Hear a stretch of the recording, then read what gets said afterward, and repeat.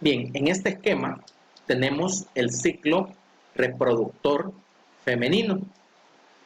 Podemos decir que en general el ciclo reproductor femenino posee una fase menstrual, una fase preovulatoria, una fase de ovulación y una fase posovulatoria. Eso si vemos la fase del ciclo reproductor femenino desde la perspectiva de la ovulación. Debemos considerar que el ciclo reproductor femenino se da o es un conjunto de eventos o fenómenos, sucesos que se dan tanto en los ovarios como en el útero. Por esa razón y para fines de estudio se habla de un ciclo ovárico y de un ciclo uterino. El ciclo ovárico va a estar regulado por las gonadotropinas.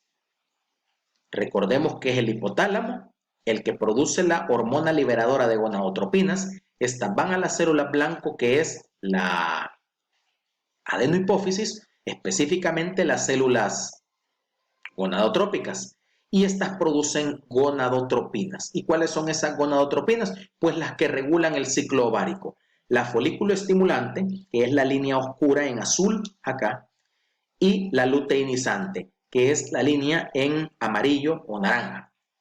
Estas regulan el ciclo ovárico. Por otra parte, el ciclo uterino está regulado por dos hormonas también, que serían los estrógenos y la progesterona, producidas por los ovarios. El ciclo ovárico podemos decir que tiene dos fases, una fase folicular antes de la ovulación y una fase luteínica después de la ovulación. En un ciclo reproductor femenino o un ciclo menstrual promedio anda por los 28 días, entonces la ovulación suele darse en el día 14. En el día 14 se estaría dando la ovulación. Entonces decimos ciclo ovárico, fase folicular y fase luteínica. En el ciclo uterino nos encontramos con una fase menstrual donde ocurre la menstruación, una fase proliferativa, luego se da lo que es la ovulación y después viene pues una fase secretora. Ahora bien, en cuanto a los eventos que ocurren en el ciclo ovárico, es la folículo estimulante en la fase folicular, la folículo estimulante principalmente, secretada por la adenohipófisis, la que actúa sobre los folículos primordiales, convirtiéndolos en folículos primarios y llegándolos a madurar hasta folículos secundarios. Ojo, porque los eventos que ocurren acá están relacionados con esta pequeña elevación de folículo estimulante. Esta elevación de folículo estimulante es la que causa que en el ovario se seleccionen qué folículos primordiales pasarán a ser primarios. Y luego, cuál de los folículos primarios será el dominante y se convertirá en folículo secundario. Ya desde folículo secundario, incluso a folículo maduro, empieza a producir estrógenos. Y si vemos en el gráfico, está acá abajo, la curva del estrógeno comienza a subir.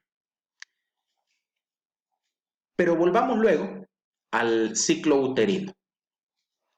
Tenemos el folículo maduro a causa de la folículo estimulante y la fase folicular termina. ¿Por qué? Porque el folículo maduro da lugar a la salida del ovocito secundario en su interior, se provoca lo que se denomina ovulación.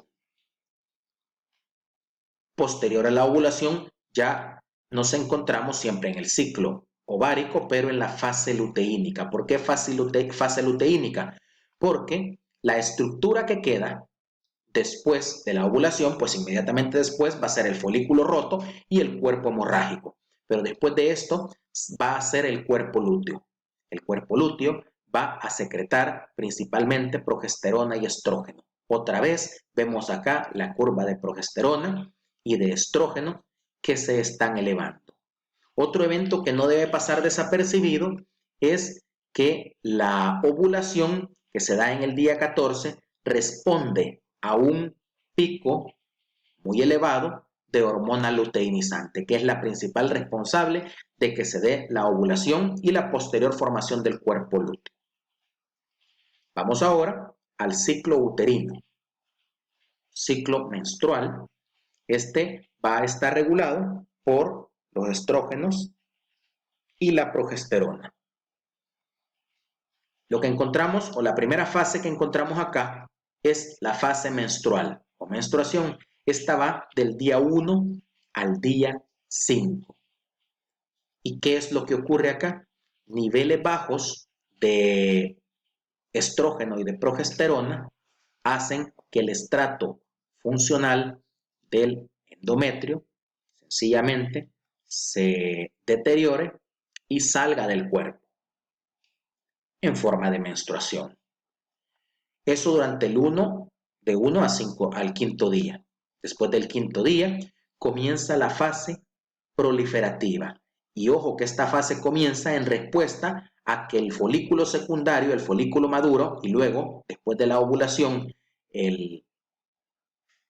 estos folículos están produciendo estrógenos. Entonces, desde acá, desde el folículo secundario, se comienzan a elevar los niveles de estrógeno, principalmente.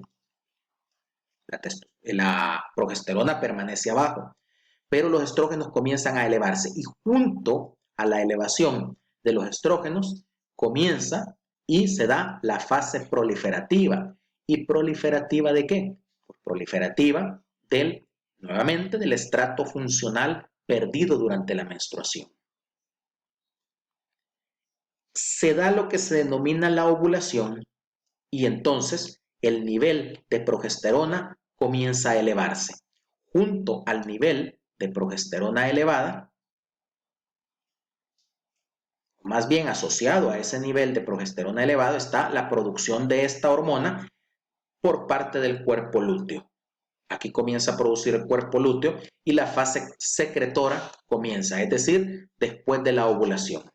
En la fase secretora lo que tenemos es una intensa actividad de las glándulas endometriales, así como un aumento en la curva de la progesterona, teniendo en cuenta que los estrógenos también permanecen en niveles elevados.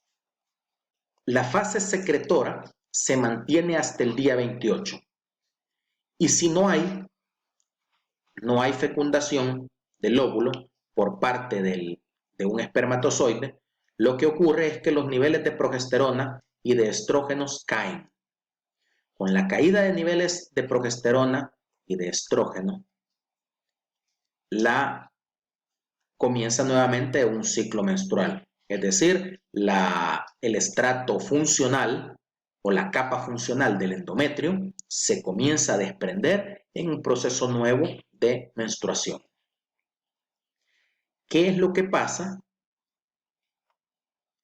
Bueno, y esto está de acuerdo con la degeneración del cuerpo lúteo. Al final del ciclo ovárico, al día 28, el cuerpo lúteo se degenera a cuerpo albicans, deja de producir progesterona y estrógenos. Entonces, al no haber progesterona y estrógeno, no hay hormonas que mantengan la fase secretora o la actividad intensa de las glándulas en la fase secretora y se provoca la caída de toda la capa funcional del endometrio en una menstruación de un nuevo ciclo menstrual. Si hay fecundación del óvulo por el espermatozoide e implantación de ese cigoto en la pared del útero, las células que están alrededor de esa implantación producen una hormona que se denomina gonadotropina coriónica humana. Esa mantiene el cuerpo lúteo por un periodo de más o menos 2 semanas, lo mantiene funcionando. Y cuando decimos que lo mantiene funcionando es porque lo mantiene produciendo tanto estrógenos como progesterona. En la medida que estos picos de progesterona y estrógeno se mantienen más allá del día 28, no ocurre la menstruación y el óvulo fecundado permanece implantado en el endometrio uterino, en la capa funcional del endometrio uterino. Posteriormente, pues el cuerpo lúteo se va a degenerar, pero va a ser la placenta ya formada la que va a secretar la progesterona y el estrógeno necesario para que se mantenga y se continúe el embarazo. Pues para esta guía, eso sería todo sobre retroalimentación. Siempre pedirles que lean, que estudien las guías y que se mantengan al día con las retroalimentaciones, y pues si hay dudas están los foros en el aula virtual para que también participen expresando y manifestando cualquier pregunta.